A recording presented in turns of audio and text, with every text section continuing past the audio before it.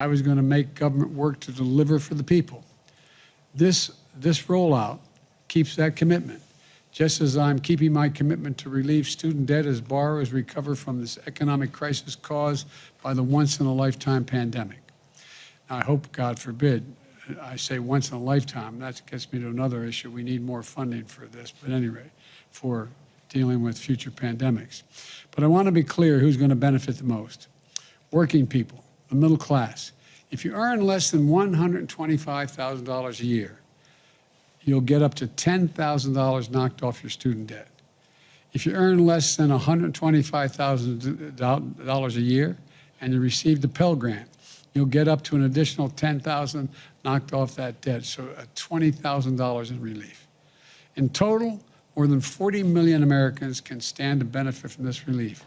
And about 90% of that relief is going to go to people making less than $75,000 a year. Let me be clear. Not a dime will go to those in the top 5% of the income bracket, period. Now, let's talk about who is against helping millions of hardworking middle-class Americans. Republican members of Congress and Republican governors are trying to do everything they can to deny this relief, even to their own constituents. As soon as I announced my administration's student debt plan, they started attacking it, saying all kinds of things. Their outrage is wrong and it's hypocritical. I will never apologize for helping working Americans and middle-class people as they recover from the pandemic, especially not the same Republicans who voted for a $2 trillion tax cut in the last administration, mainly benefited the wealthiest Americans and the largest corporations, and didn't pay for a penny of it and racked up a deficit. I don't want to hear from Republican officials again who had hundreds of thousands of dollars, even millions of dollars in pandemic relief loans, the PPP loans, but who now attack the working middle-class Americans for getting relief. And these are members of Congress who received those loans. They didn't do anything wrong, but they qualified. They qualified for up to, in one case, $2 million. And despite what the Republican officials say, we're able to afford the student loan relief. It's because of our historic deficit reduction the Republicans voted against. On my watch, the deficit fell by $350 billion last year, and we're on track to reduce it by $1 trillion this fiscal year. We're also set to reduce another $300 billion over the next 10 years because of the Medicaid being able to negotiate drug prices. But that's not all.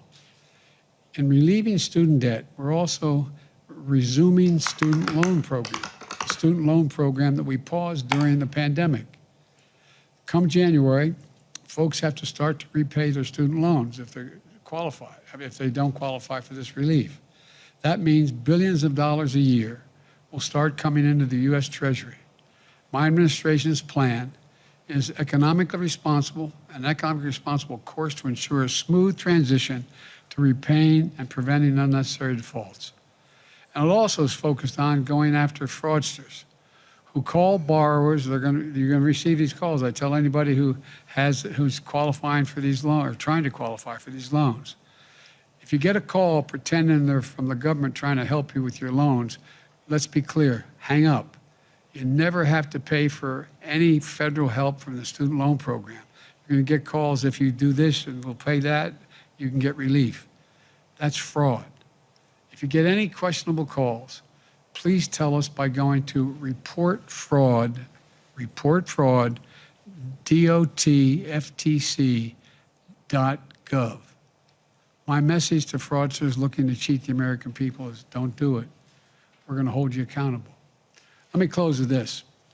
Today marks a big step, among others, that my administration is taking to make education a ticket to the middle class that folks can actually afford. But don't take my word for it. As I said, we received nearly 10,000 letters from across the country. A woman in Colorado wrote, she grew up, she said, in the school lunch and food stamp programs, started working at age 13, and on her way to college to a good job until she was injured in an accident and couldn't find full-time work. She said her student loan debt was weighing her down, but now she can, quote, breathe again. A mom in California wrote how she received a Pell Grant to become a nurse. She just had her 4th child, and the stress of the pandemic pulls the weight of the student loans on her even more heavily, making everyday life really hard. But now she says that weight is lifted, making life easier for her. And something we don't talk about very much, a lot of seniors still carry burden of student debt, whether for themselves or for their children and grandchildren. A retiree in Oregon wrote how she never missed a payment and says this relief, quote, means the world to her. That's what today's announcement is about. So let's get started. The new student loan application is now open. If you have federal student debt, please visit studentaid.gov. It's easy, simple, and fast. And it's a new day for millions of Americans all across our nation. May God bless you all, and may God protect our troops. Thank you. If it's on this, I'll happy to answer the question. Mr. President, are you concerned that litigation could get in the way of this program? Yes, well, that's what's going on right now. Litigation is underway, and I don't think our legal judgment is that it won't, but they're trying to